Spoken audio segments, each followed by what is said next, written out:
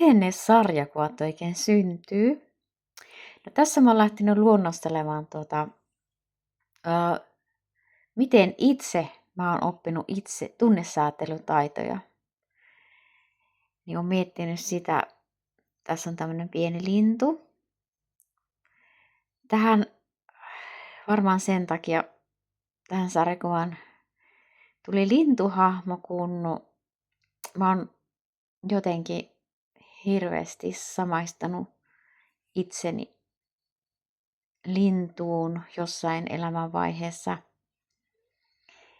Ja munhan äiti oli semmoinen, joka tarkkaili lintuja.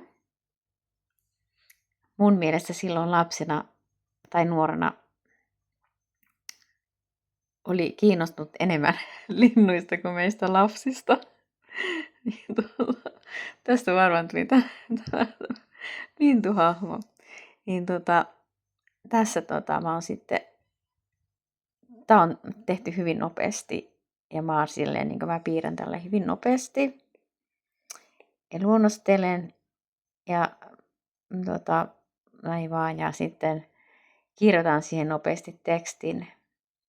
Tähän tuli, että kun lapsena tuli minulle suru, menin aina johonkin pimeään komeroon suremaan pois toisten katseiden alta.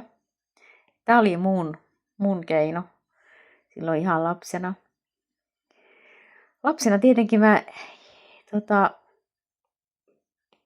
jossain vaiheessa, tai siis ennen tätä, niin yritin sieltä äidin suunnasta löytää sitä turvaa ja lohtua, mutta äidillä oli kädet täynnä töitä.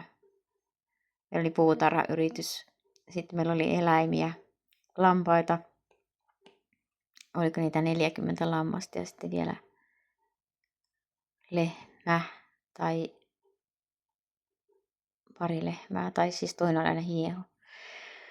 Niin joo, eli äitillä oli kädet täynnä töitä, kun oli eihän meillä silloin ollut edes pyykkikonetta, että nehän pestiin silloin joskus aika paljon käsinkin silloin ihan mun silloin kun mä olin ihan pieni, niin niin vaikka mä menin etsimään sitä turvaa siltä äidistä ja äidin jalasta, niin ei äidillä ollut aikaa, niin sitten mun piti keksiä oma tapa, tai siis miten mä voin itse lohduttaa itseäni.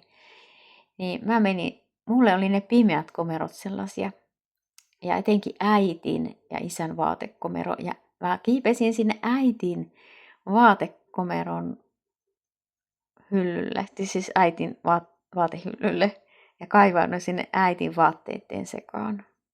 Ja siellä mä oon muuten viettänyt aika monta hetkeä äidin sitä tietämättä, että mä oon hänen vaatekomerossaan viettänyt aikaa. Mutta meillä oli iso talo, missä oli monta vaatekomeroa, niin en mä aina mennyt sinne äitin vaatekomeroon, vaan mä menin välissä muihinkin vaatekomeroihin. Ja se oli tosi hyvä keino niin saada se mieli rauhoittumaan ja tyyntymään niin siinä pimeässä komerossa.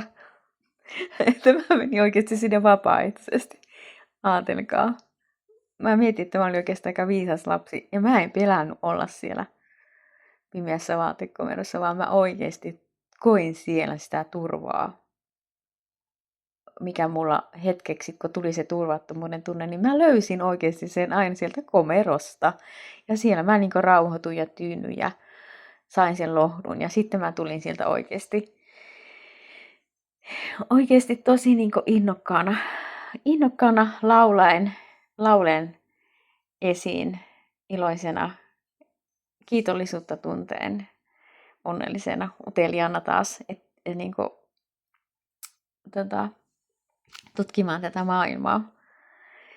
Ja nuorenahan sitten mä laajensin reviiriä ja lähdin aina metsään. Tässä nyt kun mä laitoin itseni lintuhahmoon. Ja sitten kun tarinoissahan saa sitten liioitella, tai siis kun nämä on tämmöisiä, että tarinoissa ei tarvitse aina puhua kaikista totta, tai kaikki ei tarvitse olla totta.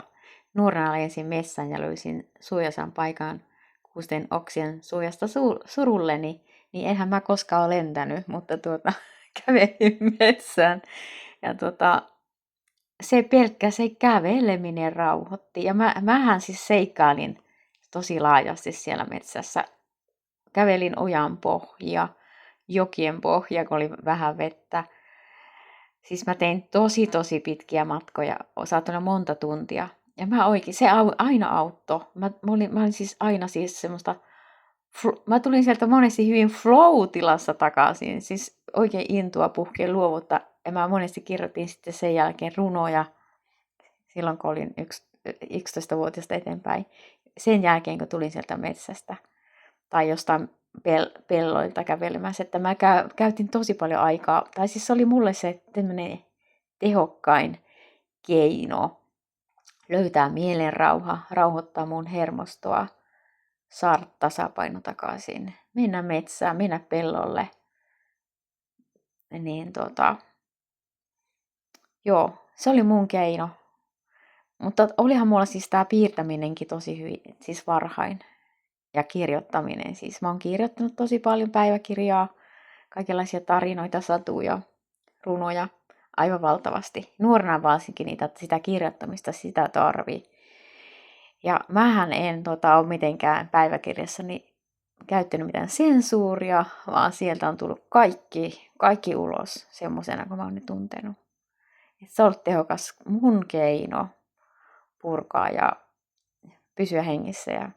Ja taide, miten paljon elämässä tässä vuosien varrella onkaan tarvinnut sitä taidetta.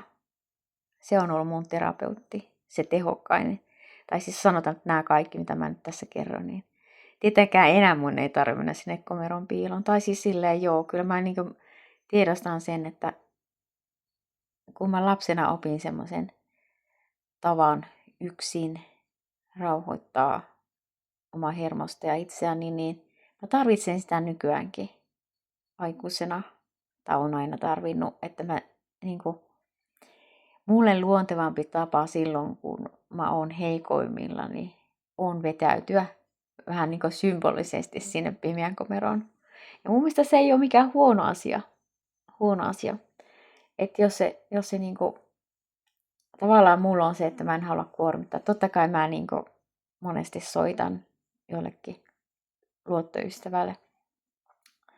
Mutta mulla on monesti se, että mä tarviin hetken olla siellä symbolisesti pimeässä komerossa ennen kuin mä oon valmis edes avautumaan toiselle ihmiselle. Ja mä luulen, että se on hyvinkin johtuu siitä, että mä oon oppinut, että se turva löytyy ensin, kun mä saan hetken olla yksin rauhassa jossakin. Ja sitten mä oon valmis tulemaan sieltä ja avautumaan maailmalle ja kaikille. Että tälleen, tässä nyt tuli tämmöistä, en mä oikeastaan tiedä, mistä mä olin tässä oikeastaan puhumassa, mutta ilmeisesti siitä, miten tehdään sarjakuvia. Joo, ne lähtee omista kokemuksistahan ne lähtee monesti, mutta niitä vähän väritetään ja käytetään mielikuvitusta, niin kuin tässäkin on käytetty lintuhahmoa hyödyksi. Että sellaista.